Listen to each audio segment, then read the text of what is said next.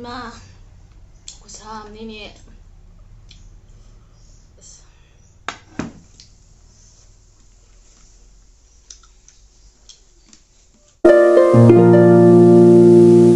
Hi everyone, welcome back to my channel. Ngasigi mukbang sindi marum thongba ma lejare, anama thongba ma lejare, khajing bara ma jaujare, adu mayam chaba hojarage do anbagi hi marum thongba dagi hana chajarage ichina mayam.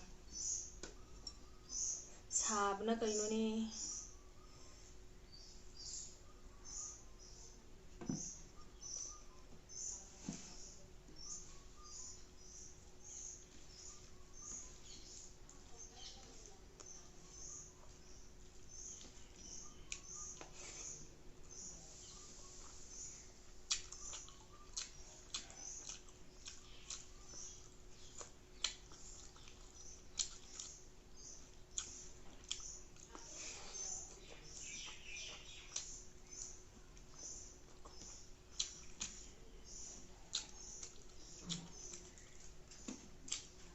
sabane ni hamnya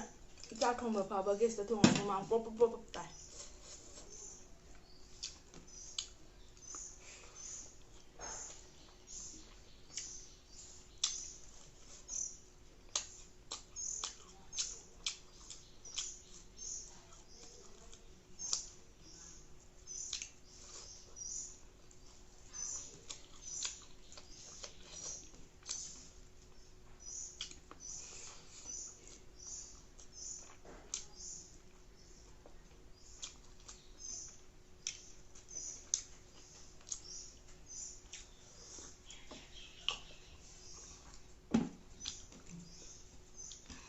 Saya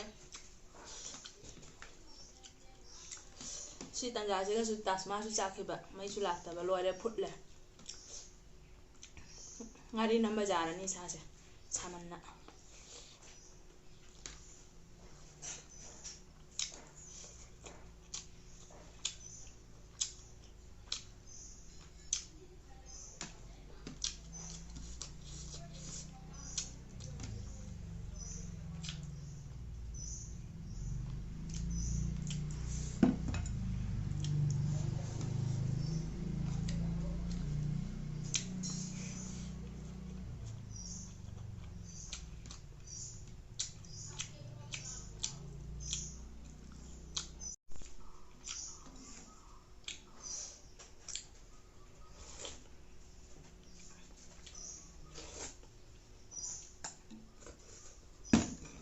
Ama ma chakun chi ya han bane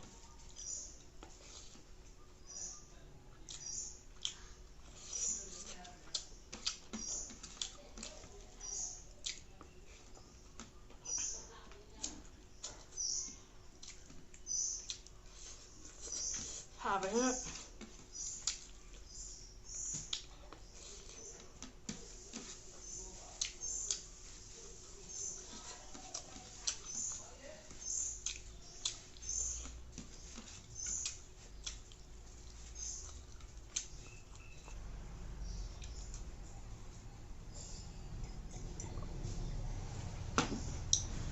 Ima khutsa amnini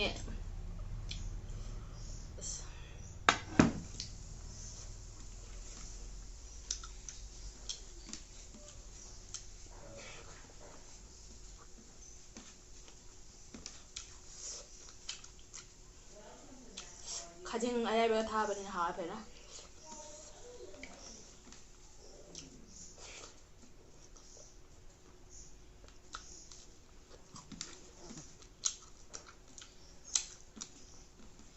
Dia nama jam satina pamje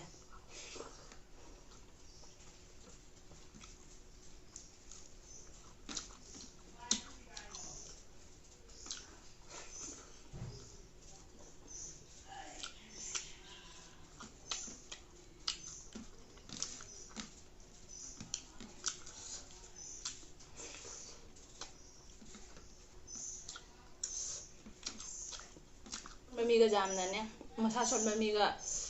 handaki nusa siga masa son mamiga jam jangna thangdokpani kusaja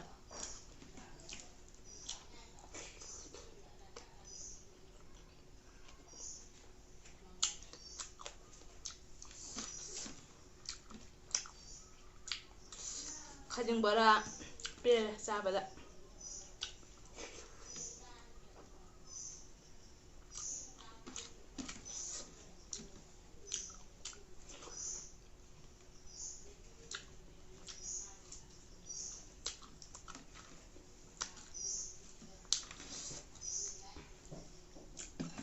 ꯐꯖꯅ ꯆꯥꯔꯦ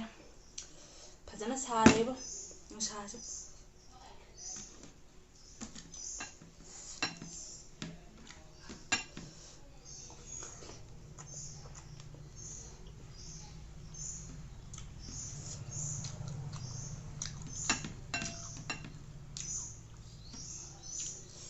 ꯍꯣꯏ ꯃꯥ ꯐꯖꯅ ꯁꯥꯏꯌꯦ ꯆꯥꯛꯀ ꯆꯥꯅꯤꯡꯉꯛꯇ꯭ꯔꯦ ꯁꯥꯃꯟꯗꯅ ꯍꯨꯃꯥꯡꯅ ꯂꯣꯏꯔꯦ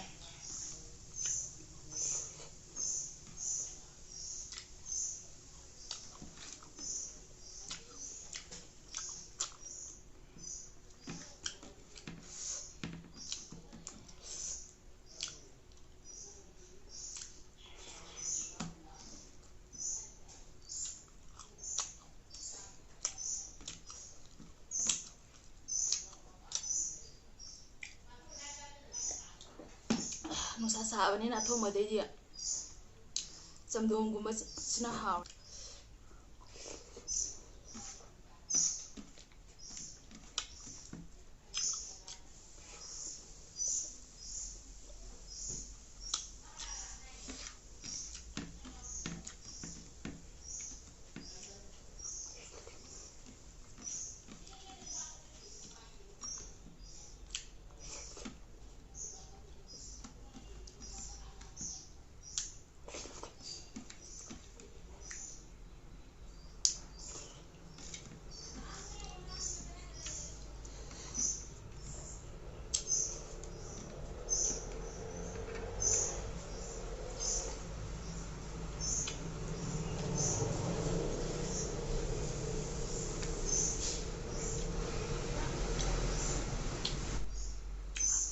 ꯑꯅꯥꯝꯕꯗꯤ ꯌꯥꯝ ꯊꯤꯅ ꯍꯥꯎꯔꯝꯃꯤꯀꯣ ꯍꯥꯏꯖꯅꯕ ꯅꯠꯇꯦꯀꯣ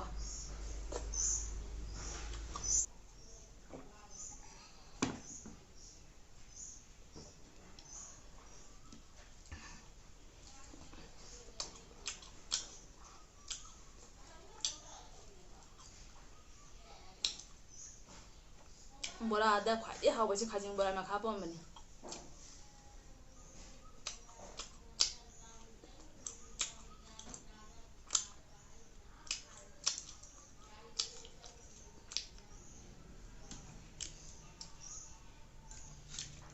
ꯑꯗꯣ ꯃꯌꯥꯝ ꯃꯇꯥꯡꯁꯤꯗ ꯚꯤꯗꯤꯑꯣꯁꯦ ꯁ꯭ꯋꯥꯏꯁꯤꯒ ꯂꯣꯏꯁꯤꯟꯖꯔꯒꯦ ꯅꯧꯅ ꯌꯦꯡꯕꯤꯁꯤ ꯑꯣꯏꯕ ꯇꯥꯔꯒꯅ ꯂꯥꯏꯛ ꯁꯤꯌꯔ ꯁꯕꯁꯀ꯭ꯔꯥꯏꯕ ꯇꯧꯁꯟꯕꯤꯔꯝꯃꯣ ꯉꯁꯤꯒꯤꯗꯤ ꯕꯥꯏ ꯕꯥꯏ